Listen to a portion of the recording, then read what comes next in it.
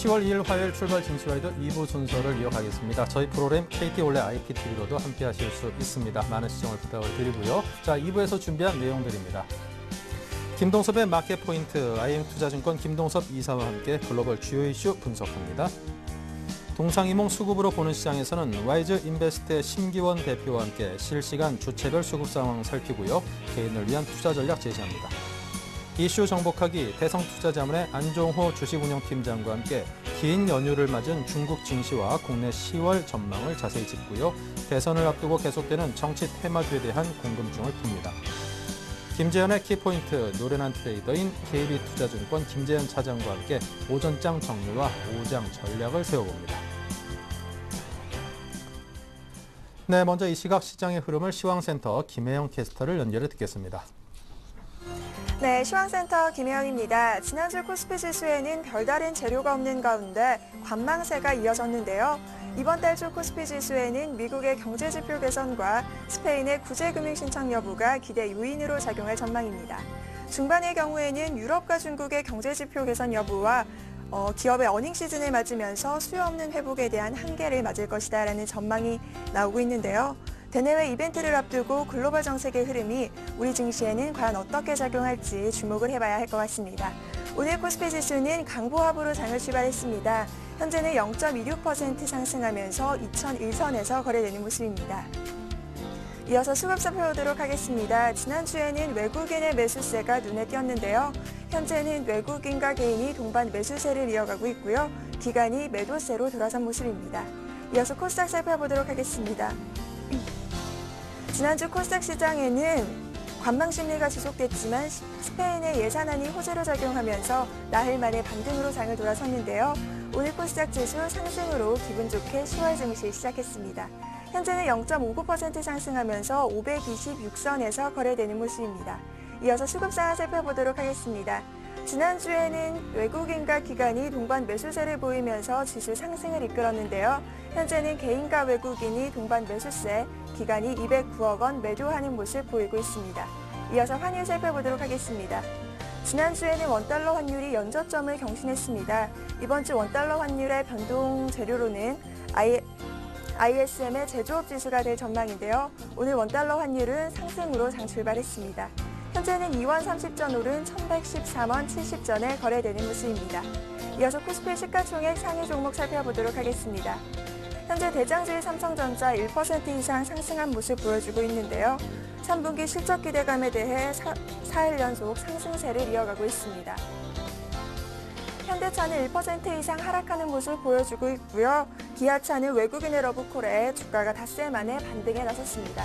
다음 장 살펴보겠습니다. 삼성생명과 현대중공업 강보합세 이어가고 있고요. SK하이닉스가 0.44% 상승하면서 22,850원에 거래되고 있습니다. 이어서 코스닥 시가총액 상위 종목 살펴보도록 하겠습니다. 대장주인 셀트리온이 1% 이상 상승하면서 28,350원에 거래가 되고 있고요. 다음과 서울반도체는 강보합세, SM이 1% 이상의 상승 흐름 이어가고 있습니다. 다음 장 살펴보도록 하겠습니다. CJ ENM이 1.55% 상승하면서 29,500원에 거래가 되고 있고요. YG 엔터테인먼트 7% 이상의 상승 흐름 보이면서 10만 원을 넘어섰습니다. 위메이드도 15% 상한가 보였고요. 59,800원에 거래되는 모습입니다.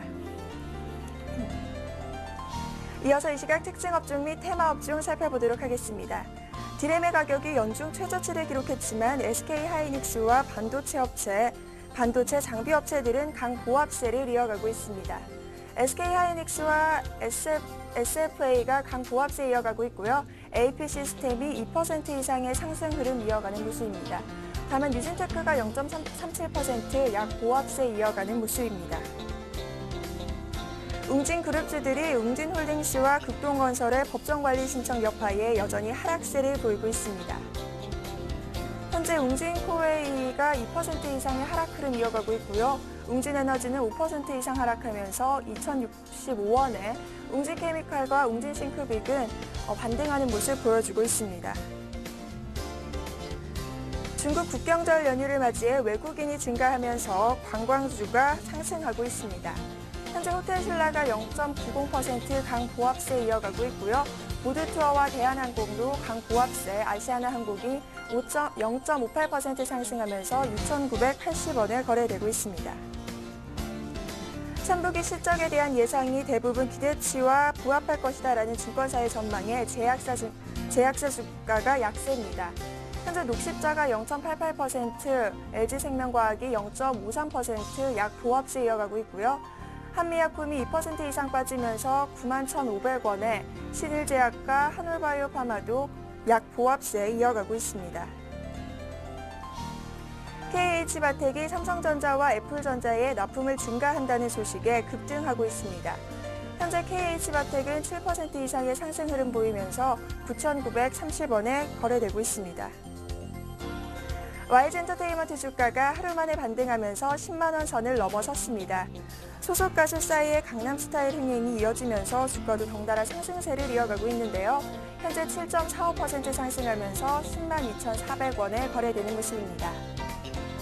지금까지 시황센터 김혜영이었습니다. 네, 자 계속해서 글로벌 주요 이슈를 통해서 우리 증시를 들여다보겠습니다. IM투자증권 압구정금융센터의 김동섭 이사 전화 연결합니다. 안녕하십니까?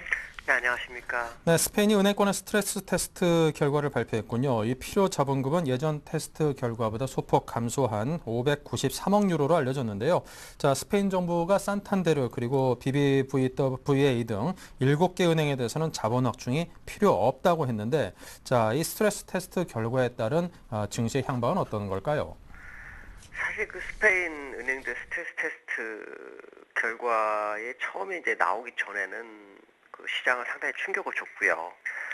지난주 금요일이었죠. 그 다음에 이제 발표가 난 뒤로 장이 열린 그 어제 밤에 끝났을 때는 시장이 상당히 상승을 많이 했는데, 이 시장에서는 지금 그 스페인이 스트레스 테스트가 안 좋기를 사실 바랬죠. 그래야지만이 그 스페인이 구제금융을 전면 구제금을 신청할 수 있는 아주 좋은 재료가 될 수 있었는데, 스트레스 테스트 결과를 보니까 지난번에 그 EFSF라고 해서 증시 안정기금에서 1,000억 유로 정도를 지원받기로 했었죠. 근데 지금 필요한 자금이 한 593억 유로 정도 되니까 시장의 원래 예상치보다 상당히 적은 양이 됐고, 그래서 일단 뭐 스페인이 구제금융을 지금 상황에서는 받지 말아야 되지 않느냐라는 것이 또 독일의 언론의 지금 얘기입니다. 그러니까 사실 스트레스 테스트가 잘 된 것은 잘 좋게 나온 것까지는 좋은데요. 이것이 이제 그 시장에서 불확실성을 제거하지 못하는 상황이다. 실제로 그 국채금리가 사실 많이 내려온 건 사실입니다. 그러나 스페인 정부가 필요한 자금이 사실은 굉장히 좀 많은 상황이거든요. 근데 이게 은행들의 스트레스 결과가 좋게 나옴으로 해서 혹시 지금까지 스페인 문제가 약간 과장된 것이 아닌가라는 얘기도 좀 있고요. 그럼으로써 이제 구제금융이 될 것이냐 말 것이냐 지금 얘기가 나오는데, 제가 볼 때는 이 은행과 상관없이 스페인 구제금융 신청하는 게 맞다고 보이고 있고요. 스트레스 테스트도 100% 다 믿기에는 좀 어렵지 않을까라는 생각을 하고 있습니다. 과거의 사례를 본다면 뭐 스트레스 테스트가 100% 다 맞은 경우는 없었기 때문에요. 그 위에 나오는 얘기들이 또 어떤 문제가 있는지를 좀 확인해야 될 것 같고요. 다만 이제 스트레스 테스트 결과를 통해서 그래도 스페인의 은행권이 이런 자금 경색은 어느 정도 괜찮을 수 있고 자산 건전성이 괜찮아졌구나라는 것을 확인할 수 있죠. 근데 사실 지난번에 그 ECB에서 1차, 2차 LTRO를 줄 때 3년 만기 1%짜리를 줬거든요. 그때 스페인 은행권에서 가져간 것만도 거의 뭐 6천억 유로 정도가 되기 때문에 전체 금액이 한 60% 넘게 가져갔죠. 그러니까 사실 스페인 은행권의 자산 건전성이 나쁘다는 것은 이해가 될 수 없는 그 정도의 돈이 투입된 상황이기 때문에 스트레스 테스트 결과가 좋은 것은 그래도 예정된 것이 아니었을까라는 생각이 들고 있습니다. 다만 이로 인해서 이제 구제금융 신청이 늦어지거나 아니면 구제금융 신청 안 할 경우에 시장의 불확실성이 커지죠. 이것은 이제 은행 자본에 대한 부분이고 스페인 정부 자체에서 지금 돈이 필요한 상황이라는 거죠. 그러니까 이 부분까지 감안한다면 사실 스페인 스트레스 테스트 결과는 좋은 것보다는 나쁜 게 오히려 더 유리할 뻔했는데 좀 아쉽다라고 말씀드릴 수 있고요.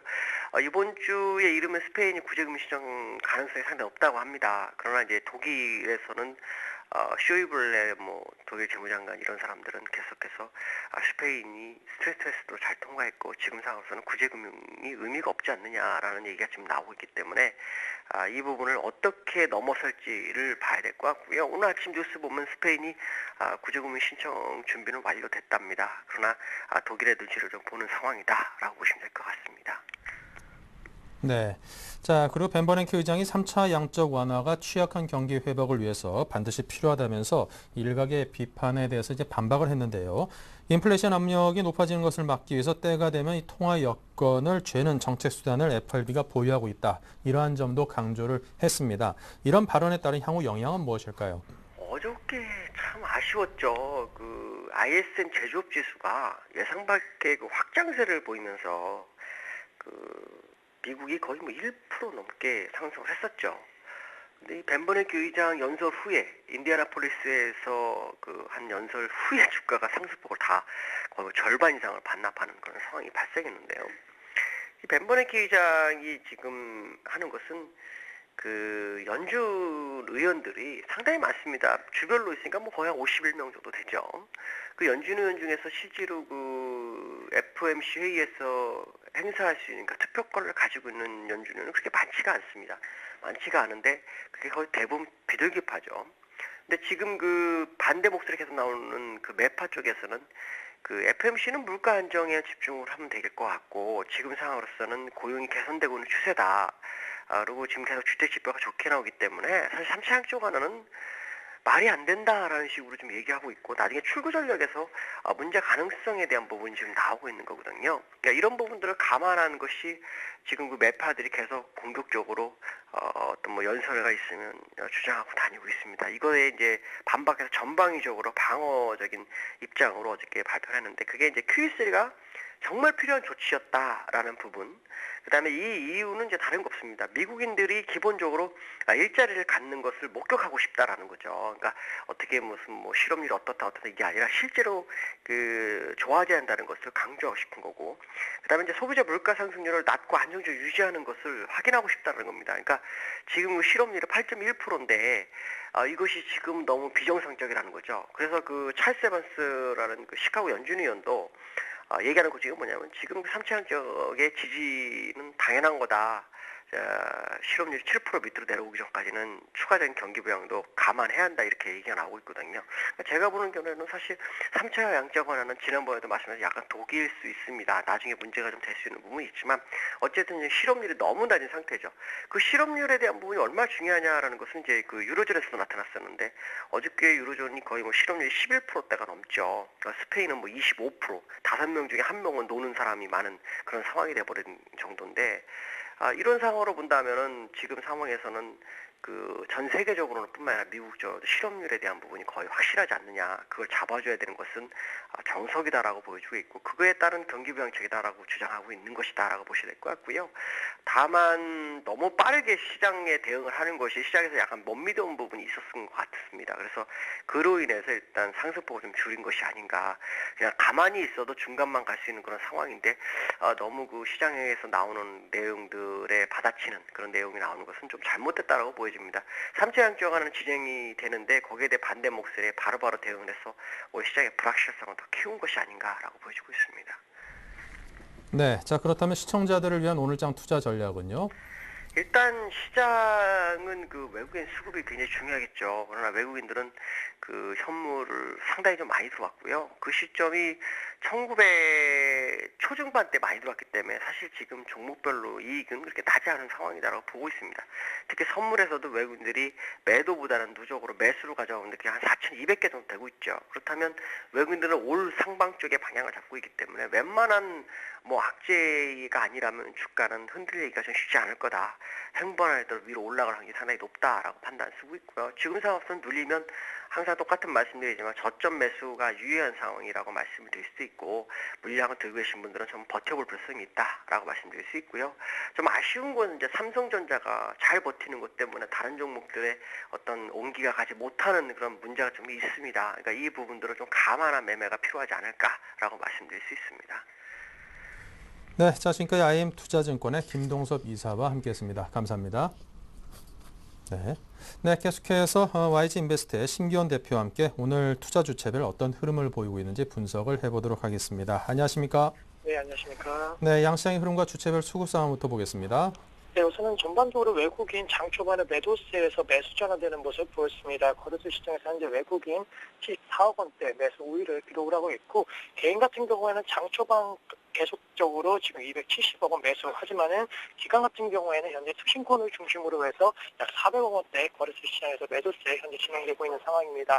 코스닥 같은 경우에도 거래소 좀 비슷한 움직임이 보이고 있는데, 현재 코스닥 외국인이 40억 원대, 그리고 개인이 200억 원대, 기관 같은 경우는 반대로 220억 원대 매도 우위를 기록을 하면서 전체적으로 외국인과 개인은 사주고, 그리고 기관은 좀 파는 모습 보이고 있다는 점 다시 한번 정리해 드리겠고, 연기금 같은 경우에 현재 매도세가 좀 나오고 있습니다. 금액은 크지 않지만은 현재 35억 원대 매도, 그리고 국가 치자지 쪽에서 250억 원대 매도세 보이면서 전반적으로 개인을 제외하고는 적극적인 매수 주체가 없다라는 것이 약간의 시장의 방향성을 못 찾고 있는 상황 속에서 가장 큰 문제점이 아닌가라고 정리해 드릴 수가 있겠고, 전반적으로 지금 업종별 수급 상황을 보신다고 한다면은 외국인 장 초반보다는 업종별 수급 상황이 양호해지고 있습니다. 특히나 전기전자 업종 쪽으로 110억 원대 매수 우위를 기록을 하고 있고, 철강 금속이라든가 화학, 그리고 음식료 업종에 대해서 매수세, 하지만 기관 같은 경우에는 지금 시점 전기전자 업종에 대해서 매도세, 그리고 운수장비에 대해서 역시나 매도세,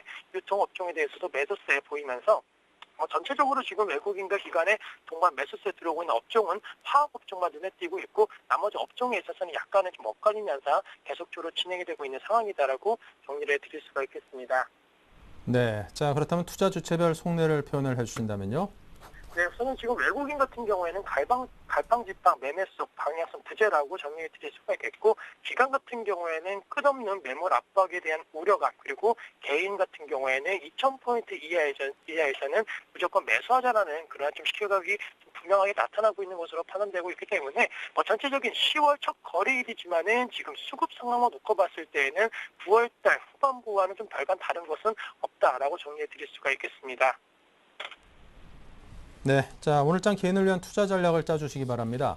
네, 우선은 전체적으로 지금 가장 시장의 기대감이 큰 것이 바로 삼성전자입니다. 오늘장 같은 경우에도 삼성전자 잠정 실적 발표를 앞두고 현재 삼성전자가 1.1%대 상승 흐름 보이고 있다는 거, 그동안 그래왔듯이 실적 발표를 앞두고는 약간의 기대감 작용을 하고 있고, 3분기 실적 기대감이 어느 정도 삼성전자에 대해서는 긍정적으로 작용할 것으로 판단되고 있습니다. 전체적으로 신제품 효과에 따른 기대가 3분기까지는 유효할 것으로 판단되고 있기 때문에, 물론 4분기에 대한 프로세싱이 있겠지만은 어느 정도 잠정 실적 발표 이전까지는 이러한 기대감 속에서 상승 추세는 이어질 수 있을 것으로 판단되고 있는데, 삼성전자 같은 경우는 현재 지금 가격대에서 매수를 하신다라고 해서 높은 수익률을 기대하기는 어려울 것으로 판단되고 있습니다. 따라서 기대감이 작용을 해준다라고 한다면은 삼성전자가 아닌 삼성전자와 관련된 스마트폰 부품주 중심으로 대응 전략이 상당히 유효할 것으로 판단되고 있는데, 오늘장 같은 경우에도 그런 모습이 현재 진행이 되고 있습니다. 삼성전자 관련된 여러 가지 IT 부품 관련 업종과 종목군들의 상승 추세가 이어지고 있는데, 대표적으로 옵토메틱 같은 경우에는 2.6%대, 아래택이 5.8%, 모베이스가 2.7%, 그리고 캠시스가 3.2%대 상승 흐름 보이고 있습니다. 전체적으로 무선 충전 관련주 중심으로 약간은 좀 상승 탄력도가 나오고 있고, 또 카메라 모드 관련된 그런 부품들 중심으로도 상승 탄력도가 나오고 있기 때문에 오늘장 투자 전략에 있어서는 전기전자 업종에 대한 관심도를 한 번은 높여보자. 하지만은 대형주 중심보다는 IT 부품 쪽으로 관심 가지시는 전략이 필요할 것으로 판단되고 있고, 대표적으로 파트너이라든가 이렇게 실적에 대한 호조 기대감이 동반되고 있는 종목 쪽으로도 한 번쯤은 관심을 갖자라고 정리해 드릴 수가 있겠고, 그다음에 약간은 좀 관심을 멀리 두셔야 되는 업종 같은 경우에는 자동차와 철강, 그리고 조선 업종을 들 수가 있을 것으로 판단되고 있습니다. 9월 무역수지 흑자형에 대한 지금 불황형 흑자에 대한 우려감이 나오고 있는데, 불황형 흑자가 나왔던 주요 원인이 바로 자동차와 철강, 그리고 조선업종에 대한 부담감이 작용했다라는 건 주가 역시나 약간의 좀 부진한 가능성이 있을 것으로 판단되고 있기 때문에, 오늘장 같은 경우는 현재 자동차 업종, 기아차를 제외하고는 전 종목군들 이제 하락 흐름 보이고 있습니다. 또한 조선업종도 마찬가지로 좀 시장 대비 약세 흐름 보이고 있고, 철강 업종만이 약간은 빨간불 밝히고 있지만은 상승폭이 상당히 제한되고 있다라는 거, 아직까지는 이러한 새 업종에 대한 부담감 작용할 것으로 판단되고 있다라고 정리해 드릴 수가 있겠고, 업종별로 좀 자세하게 말씀드리면은 자동차 업종 같은 경우는 앞서 현대차는 1.3% 하락, 그리고 기아차는 2.1% 반대로 상승 흐름 보이고 있습니다. 이와 같이 조금 다른 양상 나오고 있는 거, 현대차는 그동안 업황 대비해서 좀 많이 올랐고, 기아차는 신철 효과에 대한 기대감이 크지 않고 오히려 실망감으로 바뀌면서 주가가 급락세 보였기 때문에 오늘장 같은 경우는 약간은 되돌림 현상 속에서 현대차는 상승폭에 대한 반납, 그리고 기아차 같은 경우는 낙폭화되어 있다는 반등이 현재 나오고 있는 것으로 판단되고 있습니다. 따라서 전략 세우신다고 한다면은 전체적으로 기아차에 대해서는 현재 7만 1,000원대 매수가가 가능할 것으로 판단되고 있고, 약 7만 2,500원대까지 단기 반등 가능성을 노려보시는 전략 필요할 것으로 판단되고 있다라는 거, 자동차 업종에 대해서 좀 부정적으로 말씀드렸지만은 기아차에 대해서는 그동안 많이 빠졌기 때문에 한 번쯤은 매수가 진행 전략 유효하다라고 정리해 드릴 수가 있겠고, 철강 금속 업종 같은 경우는 현재 대부분 상승률 밝히고 있다라고 말씀드렸는데, 개인적으로 중국과 관련된 내수 부양 기대감이 좀 작용하는 것으로 판단되고 있습니다. 현재 포스코 0.1%대, 그리고 동국제가 1.5%, 현재 하이스코도 1%대 상승 흐름 보이고 있는데, 전체적으로 지금 시장의 분위기 이번 한 주간에 있어서 여러 가지 이벤트가 있겠지만은 특히나 중국 쪽에서 내수 부양책이 나오지 않을까라는 기대감이 작용을 하고 있습니다. 따라서 철강 금속업종 그러한 기대감 속에서 지금 반등세가 나오고 있는데, 뭐 그렇다라고 해서 대사 상승이라든가 기술적 반등 강도가 높지는 않을 것으로 판단되고 있다라는 거, 철강 금속업종에 대해서는 좀 보수적인 투자 전략 말씀을 드리겠고, 조선업종 같은 경우에는 전반적으로 지금 약간 혼조 양상 보이고 있습니다. 현대중공업과 대우조선해양, 그리고 삼성중공업은 하락세, 다만 STS 조선해양만이 0.7%대 상승 흐름 보이고 있는데, STS 조선해양은 업황에 대한 기대감보다는 STS 그룹 자체적인 재무구조 개선 기대감에 좀 작용하고 있는 것으로 판단되고 있기 때문에 지금의 조선업종은 약간은 하락세다. 그리고 유럽과 관련된 스페인에 대한 불확실성이 아직까지는 완전히 해소화된 것은 아니기 때문에 그러한 부담감으로 조선업종에 대해서는 약간은 좀 보수적인 투자 전략 말씀드리겠고, 중장기적으로 좀 매수를 해보는 것은 어떠냐라고 생각하시는 분들이 있겠지만은 아직까지는 전반적으로 경기 사이클이 완전히 회복에 대한 기대감을 갖기에는 좀 부족할 것으로 판단되고 있습니다. 물론 어느 정도 경기에 대한 회복 기대감 작용을 하면서 바닥권에 대한 인식은 강하지만은 그렇다라고 해서 확실하게 바닥에 대한 시그널도 나오고 있는 것은 아니고, 미국의 재정 절벽이라든가 이러한 부분이 연말에 계속적으로 경기 하향 움직임에 대한 우려감으로 작용할 수 있을 것으로 판단되고 있기 때문에 경기에 상당히 민감한 조선업종 같은 경우는 역시나 투자에 있어서 약간은 좀 보수적으로 접근하자라고 정리해 드릴 수가 있겠고, 최근에 시장 대비 강세의 흐름 보였던 업종이 있습니다. 바로 보험업종인데, 최근에 뭐 삼성화재를 비롯해갖고 생명보험주, 손해보험주 할 것 없이 상승 흐름 보였습니다. 하지만 오늘장에서는 현재 대한생명이 1.1% 하락, 그리고 동부화재가 1.4%대 하락세 보이고 있는데, 보험주 같은 경우에는 펀더멘탈 개선 기대감이 작용을 하면서 그동안 시장 대비 강세 흐름 보인 것은 아닙니다. 어느 정도 기간 조정이 계속적으로 좀 이어지면서 시장의 관심도가 약간은 경기 방어적 쪽으로 쏠리면서 보험업종의 상승 흐름을 보였고, 삼성화재를 비롯한 손보 관련주들 실적 전망치가 썩 밝지는 않은 것이 주가 하락 가능성이 높다라는 원인이 될 것으로 판단되고 있기 때문에 적극적인 그런 투자 전략보다는 역시나 지금 갖고 계신 분들 같은 경우는 조금 매도 관점 대응 전략 말씀을 드리겠고, 보험주 경기 방어주 성격으로 접근하신 분들 같은 경우에는 지금 시점 같은 경우에는 약간은 배당 관련주로 갈아타시는 전략 말씀을 드리도록 하겠습니다. 또한 코스닥 같은 경우에는 현재 엔터주 중심으로 다시 한번 강세 흐름이 현재 전개가 되고 있습니다. 오늘장 강세태로 말씀드리면은 엔터주 그리고 블랙박스 관련주들의 강세 흐름이 나타나고 있는데, 전체적으로 지금 YG 엔터테인먼트 같은 경우에는 8.2%대 상승 흐름 보이면서 오늘장 10만 원 드디어 돌파하는 모습 보이고 있습니다. 하지만은 10만 원이라는 가격적인 특성 약간은 좀 매도 관점 대응 전략도 필요할 것으로 판단되고 있고, 이미 이제는 뭐 여러 가지 이슈가 나왔습니다. 그러한 이슈보다 더 큰 이슈가 나오기에는 상당히 좀 힘이 들 것으로 판단되고 있기 때문에 YG 엔터테인먼트 이제는 과열 양상 속에서 하락 가능성 높다라는 점 염두를 하자라고 정리해 드리겠고, 마지막 중소형주 같은 경우에는 가장 중요한 것이 10월달 역시나 실적 시즌입니다. 어닝 시즌에 맞춰갖고 실적 호조주들은 더욱더 가파른 상승 흐름이 나타날 것으로 판단되고 있고, 그렇지 못한 관련주 같은 경우에는 좀 하락 추세가 이어질 가능성이 높을 것으로 판단되고 있기 때문에 오늘장 코스닥 지수는 0.6%대 그리고 거래소는 0.2% 역시나 코스닥 관련주들의 급등 양상이 좀 더 나타나고 있는 상황 속에서 장 후반까지도 이런 분위기는 좀 이어질 가능성이 있을 것으로 판단되고 있기 때문에 중소형주 중심으로 접근하시되 실적이 동반되고 있는 종목 쪽, 특히나 아까 말씀드린 파트너를 비롯한 여러 가지 관련 실적과 관련된 종목 쪽으로 지금 직접 접근하신다라고 한다면은 오늘 매수하셔갖고 이번 주 후반에는 비교적 큰 폭의 수익이 가능할 것으로 판단되고 있습니다. 따라서 단기적으로는 대형주보다는 중소형주 쪽으로 짧게 매매 패턴 가져가시는 트레이딩 관점 전략 유효할 것으로 판단되고 있다는 거, 아직까지는 기간 조정이 끝나지 않았다는 점을 착안하시면서 투자 전략을 세워야 되지 않을까라고 말씀드릴 수가 있겠습니다. 네, 자 지금까지 심기원 대표의 아주 상세한 설명을 잘 들었습니다. 감사합니다. 네, 감사합니다.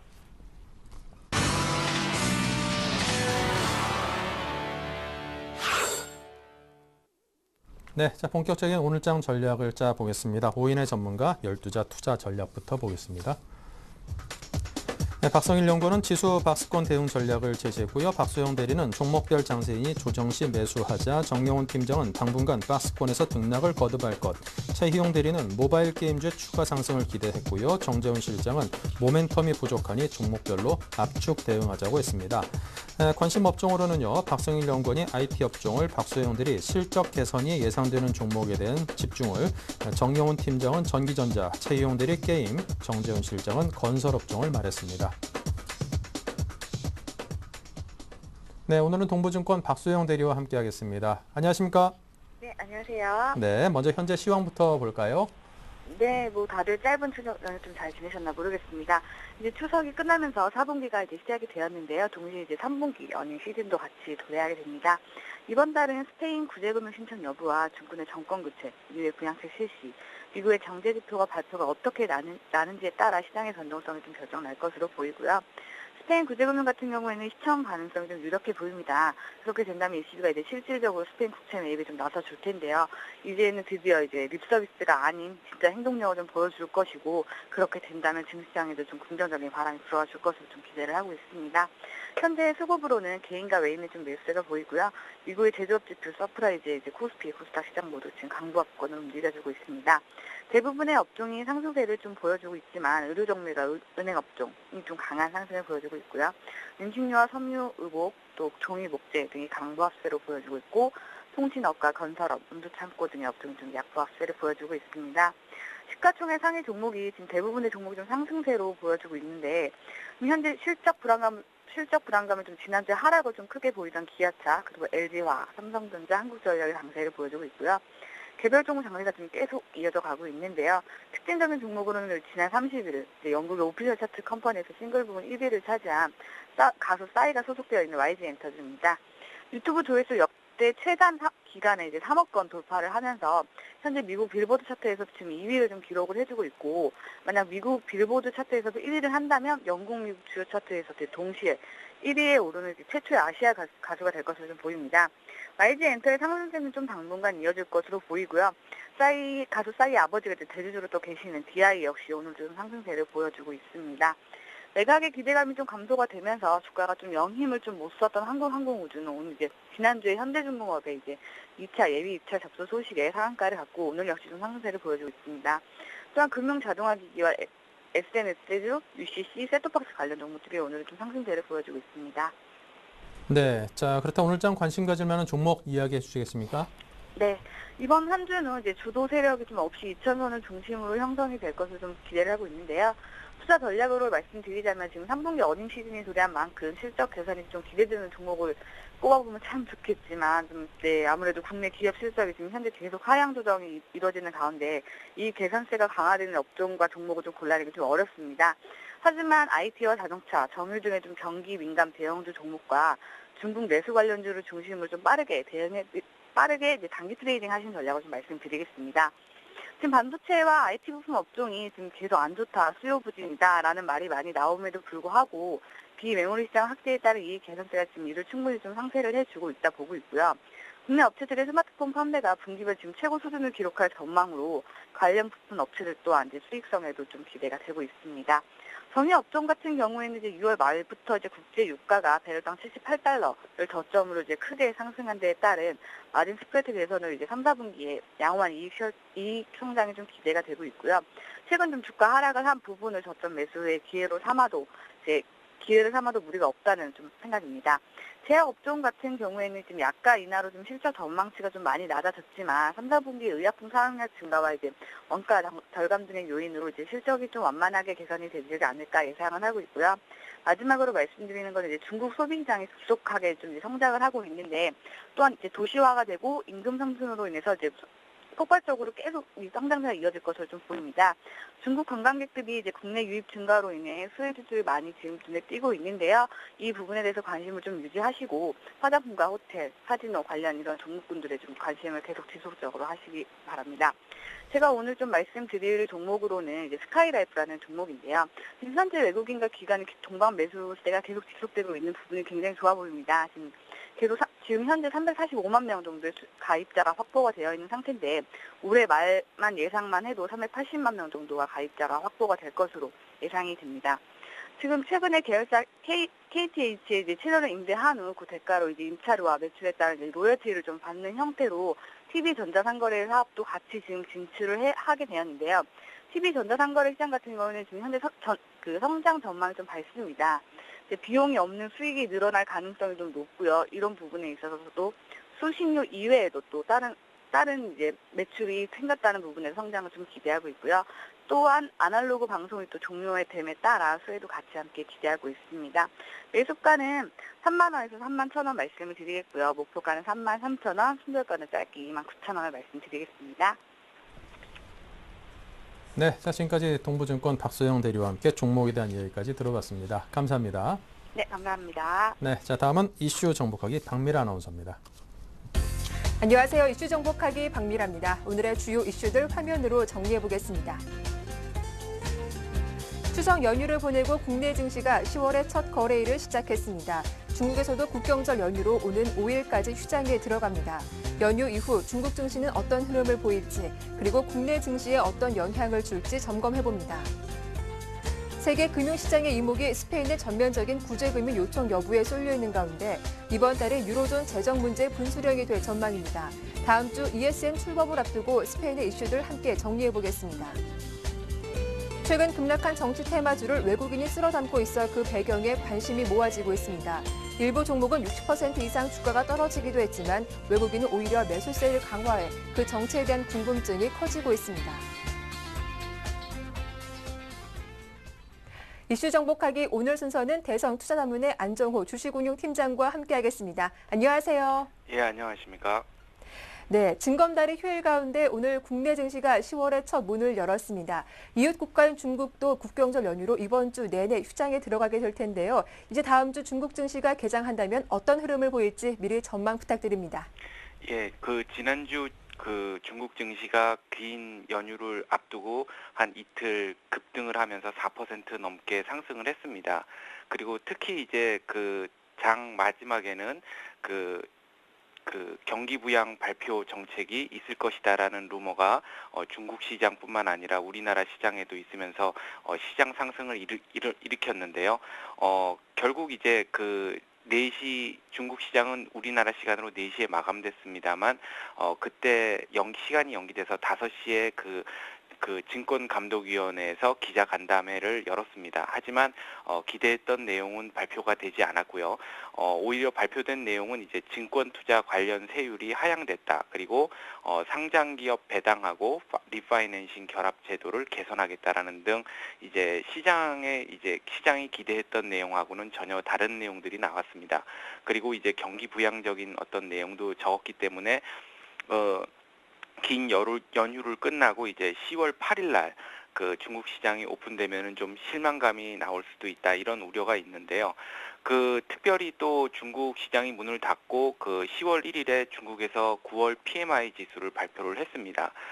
그런데 그 예상을 하회하면서 실물 경제 지표 에 대한 어떤 반등에 대한 기대감도 낮아졌고요. 또 3분기 이제 기업 실적이 발표가 되는데 기업 실적이 발표되면 이제 실적이 둔화될 것 같다는 우려감도 있는 것 같습니다. 그래서 단기 급등에 대한 어떤 반작용이 10월 8일 개장 이후 있지 않을까 이제 예, 우려가 되는 거고요. 그래서 중국의 지금 가장 큰 문제가 되고 있는 거는 이제 중국 정권 교체가 10월 중순 이후 될 건데, 새로운 정권이 어느 정도의 위상으로 이제 확고하게 자리를 잡느냐도 중국 시장의 아주 중요한 이슈가 될 것 같습니다. 왜냐하면 여태까지 이제 중국 시장의 교체 후에 새로운 정권에 이제 구세력이 군부를 넘겨주지 않으면서 약간 불안한 형태의 정권 교체를 했었는데, 향후 이제 이번 시진핑 정부는 어떤 형태로 확고한 위상을 확보하느냐가 중국 시장의 또 하나의 변수가 될 것으로 보입니다. 네, 이번 한 달은 스페인의 구제금융 신청 여부가 중요한 변수가 될 것으로 전망이 됩니다. 다음 주면 ESM도 출범을 앞두고 있는 상태인데요. 이번 주말에는 스페인이 구제금융 신청할 거라는 보도가 로이터 통신 통해서 전해졌더라고요. 예, 맞습니다. 스페인에 대한 정부가 스페인에 대한 구제 문제가 지난주 문제가 됐는데요. 어저께 증시가 해외 증시가 오른 것 중에 하나도 스페인 은행들의 어떤 스트레스 테스트 결과가 밝혀졌기 때문인데요. 시장에서는 1,000억 유로 이상의 자금이 필요로 할 것이다라고 생각을 했습니다. 하지만 스페인 은행들의 스트레스 테스트 결과 한 590억 유로가 필요한 것으로 나오면서 시장 기대보다는 상당히 낮은 금액으로 스페인 은행 문제들이 처리될 수 있다라는 기대감이 지금 형성이 된 겁니다. 스페인 구제금융 신청의 가장 큰 핵심은 이제 스페인 재정이 어떻게 되느냐라는 것도 문제가 있지만, 유로존이 여기에 대해서 충분히 대응할 대응력이 있느냐도 큰 문제가 되고 있습니다. 왜냐하면 이제 ESM이 이제 출범이 되는데요. ESM이 출범이 되는데 ESM은 5천억 유로가 있는 것이다라고 지금 여유 자금이 있다라고 시장에서는 지금 판단을 하고 있습니다만, 이 5천억 유로라는 것은 유로 국가들 17개국이 800억 유로를 마련해 주면 이 800억 유로를 가지고서 채권을 발행한다든지 혹은 은행에서 차입을 한다든지 해서 유동성을 한 5천억 유로까지 이제 만드는 겁니다. 하지만 이 가장 기본이 되는 것이 이제 유로 17개국이 800억 유로라는 이 자본금을 납입을 해야 되는 건데요. 지금 17개 중에 4개국, 그래서 포르투갈, 그리스, 아일랜드, 키프로스는 이미 구제금융을 신청한 상태고, 최근에 이제 스페인하고 슬로베니아는 구제금융을 신청하려고 시장에서는 보고 있습니다. 그렇게 된다면 이제 17국에서 6개국이 빠지기 때문에 이런 부분들이 이제 과연 ESM 출자금 800억 유로를 과연 다 만들 수 있을 것인가, 이런 거에 대한 우려가 있는 거고요. 결국은 이제 ESM 구조 자체가 ESM이 800억 유로로 채권을 발행한다든지 은행에서 차입을 하게 되면 은행권에서 채권을 사주든지 돈을 빌려주든지 하는 건데, 결국 은행의 돈은 ECB에서 나오고 있는 겁니다. 그래서 결국은 ECB에서 나온 돈이 은행을 거치고 또 ESM을 거쳐서 스페인을 구제금융하게 되는 그런 상황인 겁니다. 그래서 ECB의 지금 어떤 위기, 이런 것도 얘기하시는 분들 계시지만요. 결국 이런 ECB 위기 국가들이 이제 시장을 바라봤을 때 ECB에서 유동성을 풀어서 혼자 ECB가 모든 유로존의 경제 문제를 해결한다고 하기보다는 어떤 이런 정책 방향에 맞춰서 퍼블릭 부분이나 또는 민간 회사들 부분, 그리고 정부 재정 지출 이런 것들이 모두 긍정적으로 돌아가야 이제 ECB의 정책이 효과를 얻는 것이기 때문에 차후에도 이런 시장의 신뢰가, ECB의 정책에 대한 시장의 신뢰가 회복되어 가는 모습들이 진정한 해법이 되지 않을까 기대를 하고 있습니다. 네. 마지막 이슈입니다. 최근 급락했던 정치 테마주에 외국인의 매수세가 유입되고 있습니다. 연속 하한가를 기록했던 종목들도 외국인들이 물량을 담아주고 있어서 그 정체성에 대한 궁금증은 더 커지고 있는데요. 정치 테마주를 둘러싼 의문점들 어떤 것들이 있나요? 예, 통상 이제 외국인들이나 기관 투자가들은 어떻게 보면은 그 투자를 하기 전에 그 어떤 가치나 그 회사의 사업성들을 잘 보고하기 때문에 이런 정치 테마주를 잘 매매하지 않습니다. 하지만 최근에 보면은 이제 그 급락한 기업에 대해서 그 정치 테마주에 대해서 외국인 매수세로 이래 그 추정되는 이제 그 분류가 되는 그런 매수세가 있어서 시장에서 이제 오해를 불러일으킬 수 있어서 이런 그런 것에 대해서 이제 거래소에서 밝혔는데요.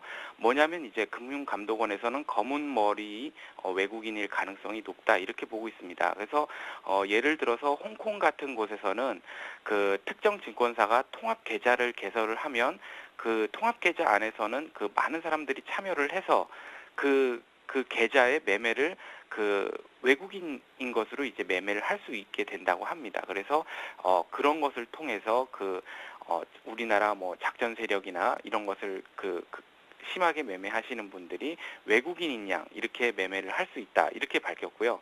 또 하나는 증권사들이 이제 이런 정치 테마주에 참여를 하는 겁니다. 증권사는 이제 고유 자산을 움직이면서요.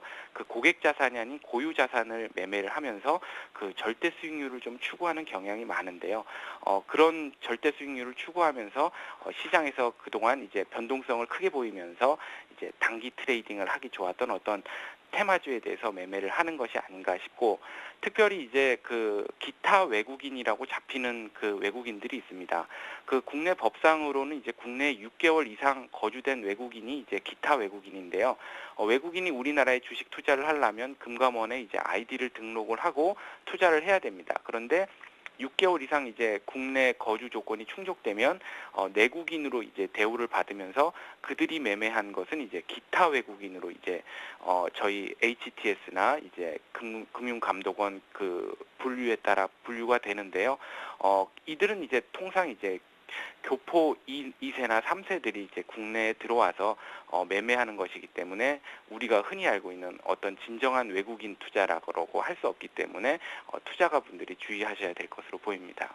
네, 대성투자자문 안종호 주식운용팀장의 도움 말씀이었습니다. 고맙습니다. 예, 감사합니다. 지금까지 이슈 정복하기 박미라였습니다.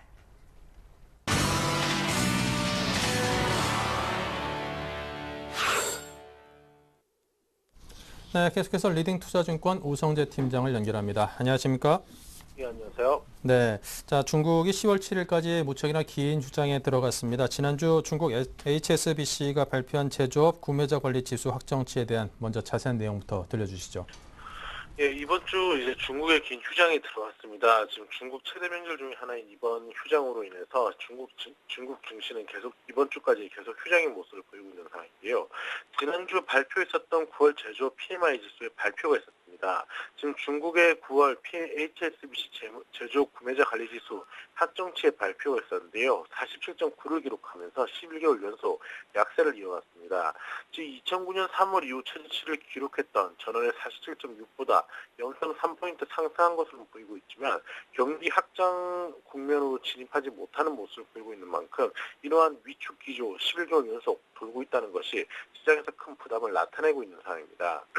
결국 지금 PMI가 50 이상이 나타나야지만 경제 성장을 나타내는 것으로 보고 있기 때문에 50 이하에서 11개월 연속 움직임을 나타내면서 시장에서의 부담감을 더욱더 확대시키고 있는 상황인데요. 지금 중국이 10월 달에 이제 정권이 교체되면서 새로운 경기 부양책이 나올 것이라는 기대감이 많이 확대되고 있는 가운데 이런 중국 경제 둔화 움직임이 조금 멈출 수 있을지 여부 중요한 관심사라 보시면 좋을 것 같습니다. 최근 중국이 경기 부양책을 내놓고 있고 특히 철도 건설 쪽에 대한 인프라 SOC 투자를 계속적으로 확대해 나가고 있는 가운데 경기 부양을 위한 움직임은 꾸준히 이어져 나가는 모습을 보이고 있습니다. 하지만 이러한 부분들이 중국 경제의 직접적인 효과로 아직까지 나타나는 데 시간이 좀 많이 걸릴 것으로 보이고 있는 가운데 이러한 HSBC 제조 구매자 관리 지수가 계속적인 둔화 국면에 진입할 경우 증시의 부담을 나타낼 확률은 더욱더 확대된다고 보시면 좋을 것 같은데요. 결국 중국 경제 둔화 우려감이 크게 확대되고 있는 모습을 보이고 있는 가운데 이러한 흐름세가 당분간 좀 이어져 나갈 확률이 높다라는 부담감은 증시에 나타나고 있습니다. 하지만 10월달 경기 부양책이 과연 나올 수 있을지 여부, 그리고 이러한 부양책이 나온다고 하면 그런 규모가 어느 정도 될지 여부에 따라 증시에 강한 상승 모멘텀이 될 수 있을 것으로 보이고 있는 만큼 이러한 지표 악재에도 불구하고 경기 부양에 대한 기대감은 좀 많이 확대되고 있는 상황입니다. 결국 2000선에서의 강한 지지가 이어져 나가고 있는 가운데 이러한 상승폭의 확대 여부를 좀 지켜보시면서 접근하셔야겠습니다. 네, 자 지금까지 우성재 팀장과 함께 현재 휴장을 맡고 있는 중국 증시에 관련된 분석과 전망을 들어봤습니다. 감사합니다. 네, 고맙습니다.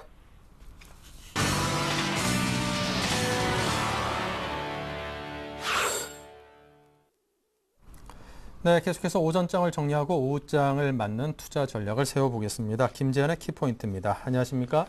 예, 안녕하십니까? 네, 먼저 오늘장 흐름을 정리해 주십시오.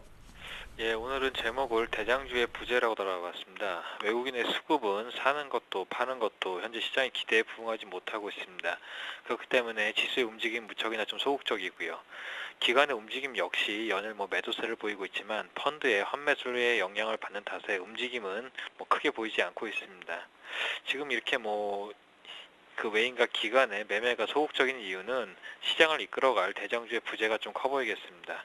그동안의 경험을 떠올려 보신다면은 대장주가 세팅되었을 경우에는 시장이 흔들려도 자리를 지키고 장이 오를 때는 같이 상승하는 모습으로 고점 차트만 좀 두려워하지 않는다면은 충분한 수익을 가져갈 수 있는 부분인데요. 지금은 이 대장주의 부재로 인해서 시장은 수익을 보기가 현재 만만한 상황은 아닙니다. 하지만 3분기 실적 수준이 다가오고 있는 만큼 이번 달에는 대장주의 출현이 좀 기대가 되고 있습니다. 네, 자 그렇다면 오후장 전략을 키워드를 통해서 알아보겠습니다. 하나하나 정리해 주십시오. 예, 먼저 일주일간은 중소형주 위주의 장세가 좀 예상이 됩니다. 추석 명절이 어제로 끝이 났습니다. 예년처럼 휴일이 길지 않아서요. 저 역시도 추석이 벌써 끝났나 하는 기분이 드는데요. 하지만 중국 같은 경우에는 명절이 이번 주 내내 이어지고 중국 증시가 쉬어가기 때문에 글로벌 투자 움직임 역시나 좀 소극적으로 끝날 가능성이 커 보이겠습니다. 결국에 이번 한 주 중소형주 위주의 장세가 펼쳐질 가능성이 큰데요. 이번 주의 움직임은 중국 명절 관련주를 제외한 기존에 잘 나갔던 중소형주의 움직임이 좀 기대가 되고 있습니다. 일단 삼성의 갤럭시 관련주, 그다음에 제약주, 바이오 정도가 좀 양호해 보이겠습니다. 구체적인 종목으로 보자면요. 멜파스, 유한양행, 종근당, 코롱생명과학, LG생명과학, 오스템 임플란트 등의 종목을 좀 유심히 살펴보시길 바라겠습니다. 두 번째로 이제 삼성전자의 실적 발표를 앞두고 있습니다. 삼성전자의 실적 예상치 발표로 3분기 어닝 시즌 막을 엽니다. 삼성전자는 일단 3분기 예상치로는요. 매출액은 54.4조 원, 전년 동기 대비 31.8% 증가한 수치고요. 영업이익은 무려 7.74조 원으로 전년 동기 대비 82% 성장한 수치입니다. 역시나 역대 최고 실적을 달성할 것으로 전망이 되는데요. PC, D램 가격 급락 및 애플과의 특허 소송으로 어려운 영업 환경에도 불구하고 시장의 컨센서스를 상회하면서 글로벌 넘버원의 위상을 좀 입증할 것으로 전망이 되고 있습니다. 지금 같은 경우에는 이제 주가가 박스권에 좀 갇혀서 최고의 실적에도 불구하고 한 6개월 정도 박스권에서 움직이지 못한 부분이 있습니다. 그렇기 때문에 이번 경우 같은 경우에 3분기 실적 호조와 4분기까지 이어진 실적 모멘텀으로 그 박스권을 좀 상향 돌파할 수 있을 것으로 예상이 되면서 어떠한 경우라도 좀 시장 수익률 이상의 수익을 보여줄 수 있는 종목으로 예상이 되고 있습니다. 네, 자 그렇다면 오후장 관심 종목은 어디일까요? 예, 앞서 말씀드렸던 중소형 중에 멜파스를 선정을 했습니다.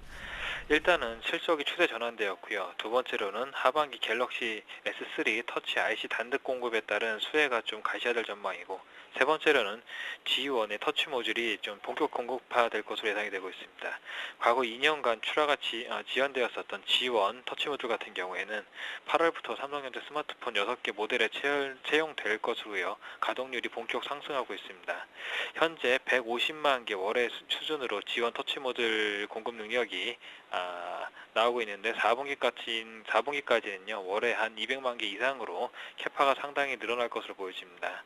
일단 삼성전자 G1 터치 모듈은 멜파스가 1차 공급처이고 경쟁사인 일진 디스플레이 같은 경우에는 2차 공급처로서 월에 한 50만 개 정도 수준의 공급 능력을 갖고 있음을 생각해 본다면은 멜파스가 약 한 4배 정도 굉장히 큰 폭의 공급 능력을 갖고 있다는 것으로 판단이 되고 있습니다. 그렇기 때문에 영업이익 역시도요 3분기 같은 경우에는 주가는 120억 원, 전년 동기 대비 380%가 성장할 수치를 보여줄 것으로 예상이 되고 있습니다. 그렇기 때문에 지금 정도 주가가 좀 조정을 보이고 있을 때 매수하는 건 굉장히 좋아 보이겠고요. 매수가는 한 23,000원, 목표가는 26,800원, 손절가는 22,000원 제시하겠습니다. 네, 자 지금까지 김기현 차장과 함께했습니다. 감사합니다. 네, 자 계속해서 10월 2일 화요일 순서 출발 징수 가이드 여러분과 함께했습니다. 저희는 또 다음 시간에 다시 뵙겠습니다. 감사합니다.